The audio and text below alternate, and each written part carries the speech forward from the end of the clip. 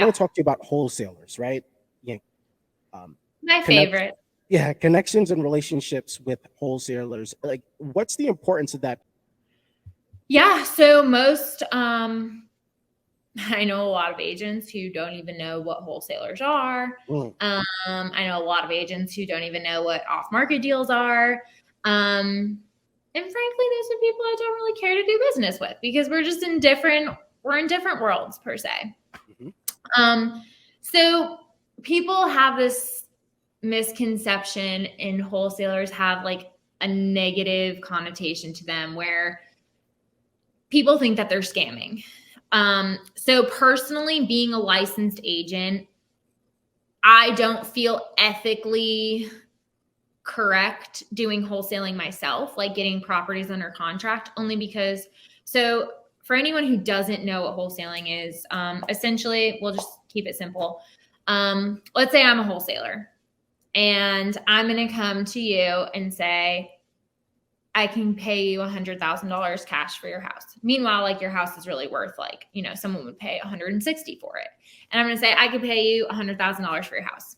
Being a licensed agent, I don't feel morally correct doing that because I know I could throw that up on the market or go to a private investor and say, hey, do you want this house? And then they'd probably come back at 140 or whatever. So I know that I could get them more money. But like with wholesaling, they're going to get the property under contract for 100,000 and then they're going to try to assign it to somebody depending on what it's actually worth. If it is worth 160,000 as is, then they're going to try to go assign that $100,000 contract to someone for a $160,000 contract. And now they're making $60,000. So the wholesaler now is going to make $60,000, which kudos to you. I freaking would love to do that, but I also don't have the time to do acquisitions to begin with.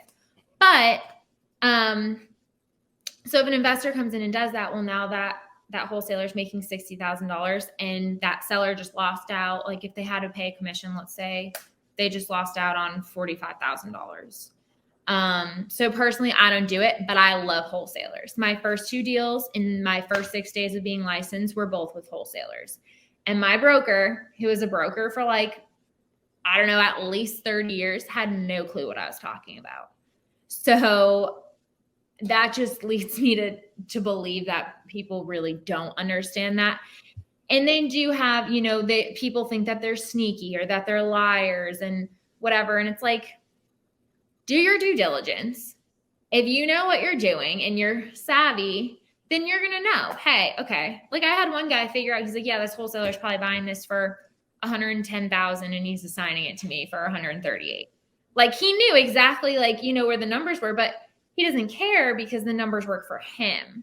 So as long as the numbers are working, I'm basically connecting a buyer to a wholesaler. That's essentially what I'm doing. And then the wholesaler is paying me for bringing a buyer because it's easier for me to bring them a buyer than for them to go and try to find a buyer if they don't have that, that like investment pool already. So I personally love wholesalers. A couple of them I'm super, super good friends with. So I love them. A lot of people don't, but a lot of investors also really like them.